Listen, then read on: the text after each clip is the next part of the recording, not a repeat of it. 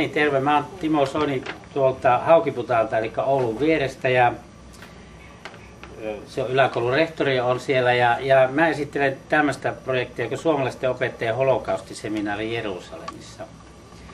Ja meillä oli se, marraskuussa oli tämä seminaari, siellä oli 25 opettajaa eri puolilta Suomea, eri kouluasteita, alakoulusta yliopistoon, ja tämä todella, tämä oli valtakunnallinen ja myös kansainvälinen projekti tietysti.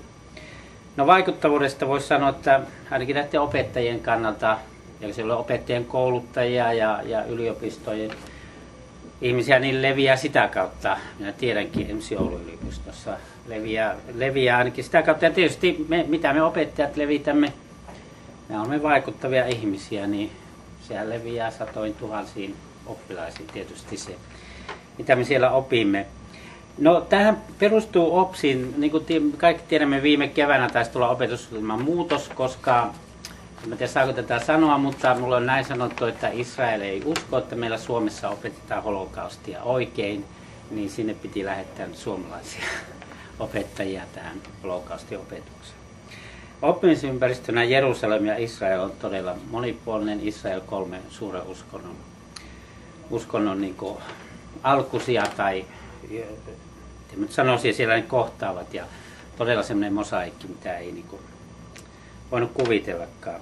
No, rahoitus tuli sillä tavalla, että minä annoin meidän kunnan puolesta, meidän kunta oli siinä koordinaattorina, niin opetushallituksesta rahaa, jolla me pystymme maksamaan tuon lentoliput ja tuon majoituksen.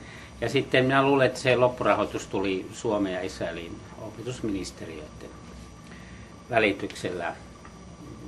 Ja tuotoksesta mä oon koonnut semmoisen raportin, siellä jokainen ryhmä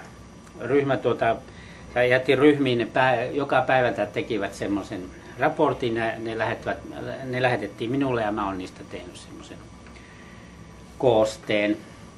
Ja kestävyys. No, mä luulen, että kaikille niille, jotka oli siellä mukana, niin tämä oli semmoinen kokemus, että me muistamme koko elämän ajan, ja sitten kun ollaan opettajia, niin varmaan minäkin tuntuu, että vaikka mä en rehtorina eikä mä oon kieltenopettaja peruskoulutukselta, niin sillä tavalla, mutta tulee kyllä esille aivan vaistomaisesti.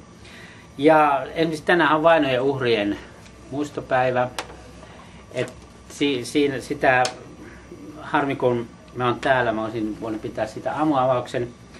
Mutta semmoinen mielenkiintoinen seikka, että sieltä kysyttiin kovasti, että miksi se ei ole holokaustipäivä. Miksi suomalaiset sanoo vainojen uhrien päivä, YK:ssa se on holokaustipäiväksi ilmeisesti nimetty. Meillä oli kova selittäminen, että me haluamme myös muita tällaisia kansanvainoja muistella. En tiennyt sitten, että det på svenska är det holocaustdagen. Se olisi meidät sitten pelastanut, kun he olivat kovin epäileväisiä.